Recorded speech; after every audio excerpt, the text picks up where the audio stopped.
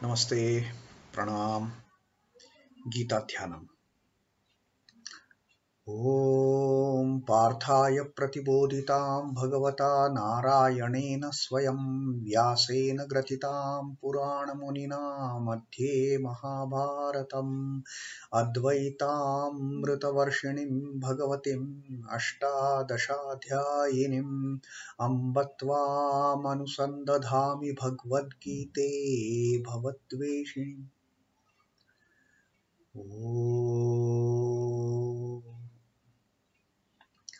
O Bhagavad Gita, with which Lord Narayana himself gave enlightenment to Arjuna, the ancient sage Vyasa included it in the Mahabharata. O Goddess, showerer of the nectar-like knowledge of non-dualism contained in your 18 chapters. O my affectionate mother, the destroyer of rebirth, I meditate upon thee. Now, Krishna Vandana.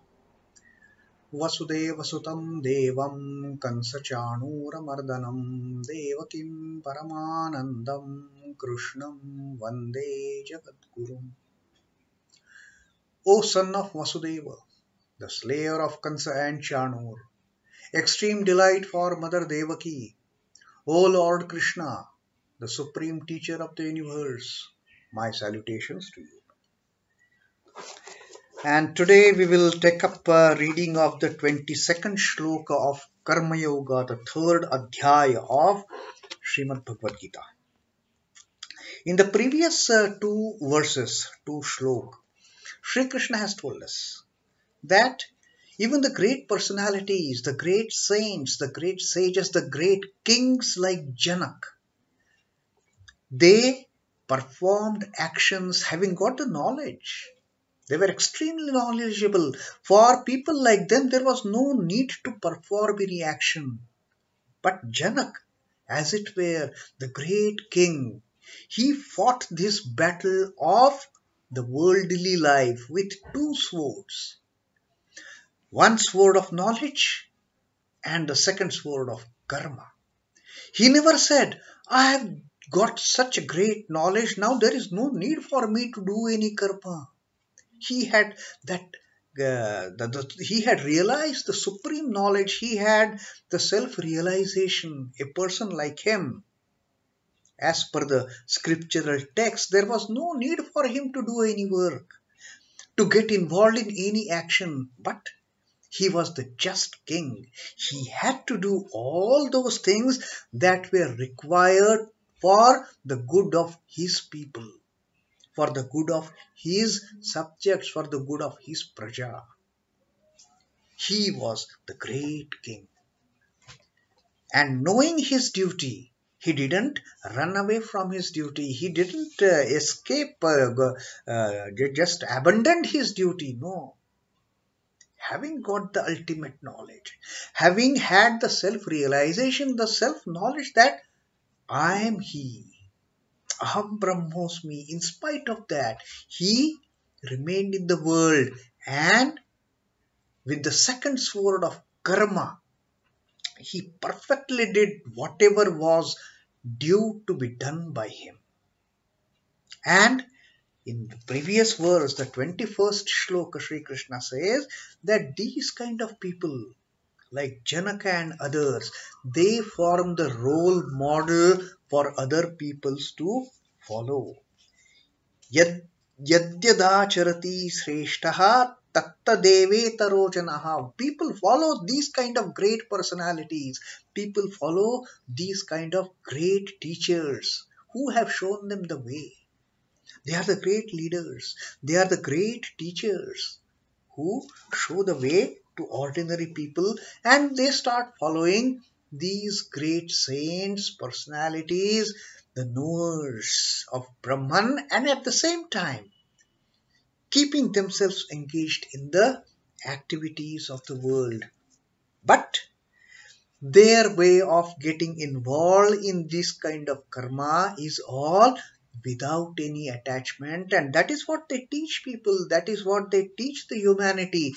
Get engaged in the work, and they become the role models, they become the icons.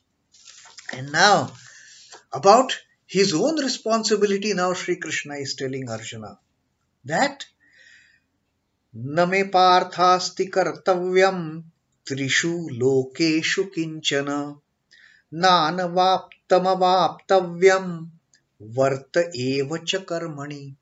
Sri Krishna says, "Oh Partha, oh Arjuna, name kartavyaṁ name asti. There is nothing for me. Kartavyaṁ, the activity or the action.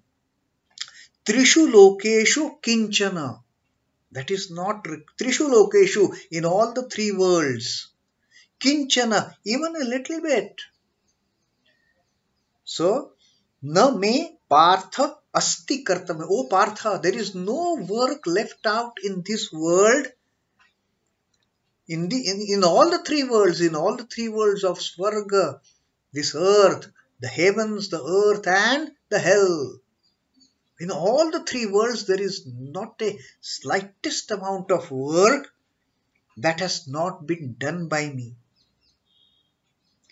That has not been done by me. Na nānavāptam. Na is not. Nānavāptam, unattained. avāptavyaṁ, or even to be attained. Varte evacha. Evacha is and also. Varte am karmaṇi, in action. There is no action in this world that has not been done by me. Oh Partha, oh Arjuna. Nothing in these three worlds that I have not done. I have done everything in these three worlds. There is nothing that has not been done by me, and nor anything unattained that needs to be attained. I have attained everything. I have done all the activities. I have done all the karma. Now I don't need to do any karma. I am beyond it. But still, varta evacha karmaṇi. But still, I get involved in doing actions. So what you're talking about yourself, that I am not going to fight, I am not going to wage this war. How can you say this? Me, the Lord of the universe, who has not done anything in this world. There is nothing in the world that has not been done by me. Why only in this world? In all the three worlds. There is nothing in this world that has not been done by me. There is nothing in this world unattained, unachieved, that is to be achieved by me. I have achieved everything. I have achieved the ultimate, because it is I am the Lord. I am the Lord of the universe. Still, I keep engaged in action. Look at me. Look at those great people like Janak. There was no need for them, but they are following me. They are following me, the Lord of the universe, who, in spite of having achieved everything, who in spite of done all the activities in this world, the activities of creation, preservation, destruction, everything that has been done by me, everything that is to be attained has been, nothing is unattained for me. I have attained everything. So these great sages like Janak, they are following me. I am still engaged in the activity. And the ordinary people, they follow the great people like Janak and others. And for their sake, I am still continuing in my activity. There is not in the three worlds, O Partha, that has not been done by me, nor anything undone that might be done. I have done everything. I have attained everything. Still, I engage in action. Me, the Lord, me, the Supreme Lord, who need not be doing anything. I can just sit idle. I can just sit in meditation. I can just be in my own self. There is no need for me to do anything. But still, I am active. I am keeping myself engaged in action. How can you say, I will not fight? Ishvara, or the second Brahman, is immanent in the universe. It is that the Supreme Brahman is the whole and soul of this universe. The universe comes out of the Brahman. It gets projected from the Brahman, and then Purusha and Prakriti are formed. For that Brahman, is there any need to get involved in these petty actions? But even then, for his Leela, the Brahman creates the Prakriti, and then the Purusha is not active. Prakriti, with all those three gunas that Krishna talks about, Sattva, Rajas, Tamas, the activity starts, and no one can escape that wheel of activity that he had told us. So Krishna says, what about the ordinary beings? Even me, the Supreme Lord, the Saguna, the ultimate Brahman, when I take form, I also get engaged in the activity. Because of his proximity, there are orderliness and precision in the happenings of the cosmos. Since the Lord is active, things are going as per his plan. He wants to create, he creates. He wants to preserve, he preserves. He wants to destroy, he destroys. And again, the cycle of the universe, it again restarts, of creation, preservation, destruction. That is all his game. He has to keep himself active, isn't it?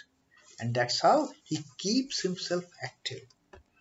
These happenings, however, are all impersonal. What is his interest in it? What is the Lord's interest in this creating the cycle of creation, preservation, destruction? He doesn't have any interest in it. He doesn't have any personal motive in this. It is just his Leela, his play. Incessant activities are evident even in his incarnations as Rama, Krishna and others. Sri Krishna had nothing to gain or lose in Mahabharata war. Had Krishna remained aloof from the fighting between these two cousins, he says, okay, you cousins, you keep on fighting, you finish off the way you want to. And why should I get involved? But still, Krishna, the supreme teacher of the universe, as we every day we chant in the salutation to Sri Krishna in Krishna Vandana. Krishnam Vande Jagat Guru, we all every day we say he is the Jagat Guru, he is the supreme teacher of the universe, he is the supreme knower of the universe. For him there is no need to get involved in the act of this war of Mahabharata, but still Krishna opts that role. He says either me or me unarmed, that too. Me unarmed or my army. Choose between the two, and Duryodhana chose his army rather than Krishna. And Arjuna was so happy that I have got my bosom friend, philosopher and guide Krishna with me. What if he is unarmed? I just need Krishna and Krishna alone to be with me. Unarmed. He is not going to actively participate in the war. Rather, he is just going to be the charioteer of Arjuna. He is just going to handle the chariot that Arjuna is going to stand in that chariot and fighting the war. That is the role of Krishna in this. Just an ordinary charioteer, an ordinary sarathi. And that activity also, had Krishna not taken up that role of sarathi, of guiding Arjuna's chariot, of guiding Arjuna's senses, helping Arjuna by controlling his senses. What great activity Krishna was involved. For others, there was no activity as such. He was just an ordinary driver. He was an ordinary charioteer. But whatever Krishna did on that Kurukshetra, on that Dharmakshetra Kurukshetra, in that Mahabharata war, what he did was much more than what all the characters put together they did. What all the characters put together they did for 18 days till the end of that war. Krishna's activity was far higher, much more than all the cumulative activity of these mighty warriors put together. So even Krishna himself, he engaged himself in the war in a different role, and that role also had significant effect. He didn't say, no, I want to keep away from the fight of you brothers, you cousins, you are fighting, you fight yourselves, I've got nothing to do with it. So Krishna tells Arjuna, my dear child, my dear student, my dear friend, even I get involved in activities. I cannot escape. What to talk of you? What to talk of the ordinary people? But only difference is Krishna knows how to get involved in the activity, being totally unattached. And he has taught this path to the great teachers like Janak, how to work with those two swords in hand, sword of knowledge and sword of karma. Do the karma in unattached way, and that is the way of your salvation. So Krishna is again and again telling, and in this particular slok, he gave his own example. What a wonderful example! That who I need not do anything, I'm beyond these activities, but still I get engaged in the activities. So that was Krishna's teaching to Arjuna and to all of us in the 22nd shloka of the Karma Yoga, the third adhyaya. Om Namo Bhagavate Vasudevaya. Sri Krishna Arpanamastu. Jai Sri Ramakrishna. Jai Thakur. Jai Ma. Jai Swamiji.